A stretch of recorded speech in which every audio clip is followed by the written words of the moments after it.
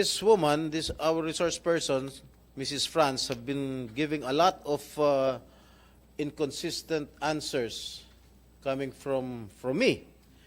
And I believe that this woman, Miss France Ruiz, is the mastermind of everything, of maltreating, of inflicting severe injuries, leading to the total blindness of Aling Elvie. Therefore, Mr. Chair, I move that we cite this woman, Mrs. France Garcia Ruiz, in contempt. I second the motion, Mr. Chair. There is a motion here coming from Senator Estrada to cite in contempt Mrs. France Garcia Ruiz, duly seconded by Senator De La Rosa, and under the rules of the Senate, as affirmed. Maybe, Mr. Chair, we better confine her at the Pasay City Jail, not here in the Senate. And under the, if I may continue, Senator Estrada, under the rules of the Senate, as confirmed by the Supreme Court in Balag versus Senate GR 234608, July 3, 2018, and other relevant Supreme Court decisions, the committee may, as affirming likewise the case of Arnold, cite a resource person in contempt. And the Sergeant at Arms may be directed by this committee to detain the said person cited for contempt. There is a subsequent motion, unless the first motion is amended by Senator Estrada, to detain Mrs. France Garcia to commit Mrs. France Garcia to the Pasay City Jail. The chair would perhaps ask the movant to reconsider the Pasay City detention and instead commit said Mrs. Garcia to the Senate premises for the reason that we will also be needing her immediate presence during next week's hearing, unless Senator Estrada would want to retract his modification, or if Senator De La Rosa would support the subsequent Chair, amended motion, if I may. the committee would decide accordingly. Senator, Yep. Mr. Chair, Yep. Senator if I may. Estrada first.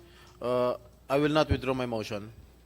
I still insist that she be committed at the Pasay City Jail, because Pasay City Jail is just near the Senate. We can always subpoena her or call her attention in case this committee needs her presence here. Mr. Chair, That was the pleasure of Senator De La Rosa. before you rule the motion of Senator Jingo Estrada, may I move for a 1-minute suspension, Mr. Chair? Para mag-usapan tayong tatlo. Session is suspended for 1 minute. The members of the committee will retreat to the adjoining room. Senator Estrada, there is a pending motion with a modification, not duly seconded. May we know the pleasure of Senator Estrada, whether he is amenable to sticking to the original motion or to the modified motion. Senator Estrada, you have the floor. Thank you, Mr. Chair. Upon consultation with my colleagues, the chairman, Senator Tolentino, and Senator Bato del Rosa, I withdraw my second motion to commit her to the Pasay City Jail and instead commit her here in the Senate jail. Thank you, Mr. Chair. The said motion was duly seconded by Senator De La Rosa.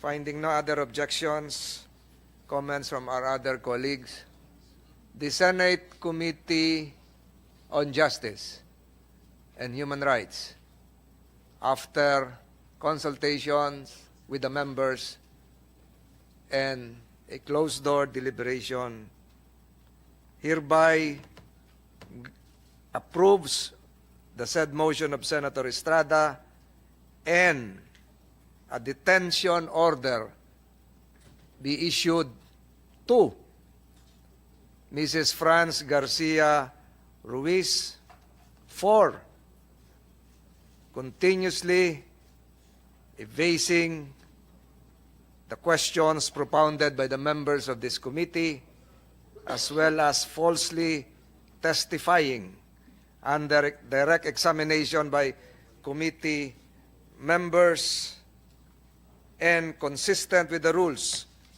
of the Senate, which considers a commitment order issued by a committee as a contempt of the Senate.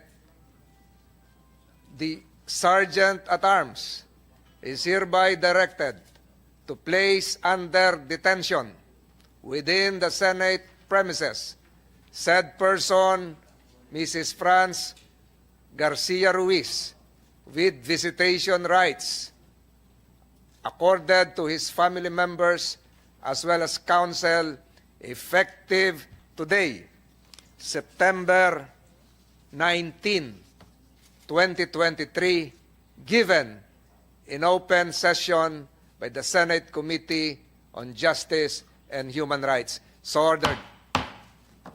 Osa, can you escort Mrs. Ruiz to the detention facilities of the Philippine Senate? Any motion to suspend the hearing for today? Mr. Chairman, I move to suspend the hearing for the day.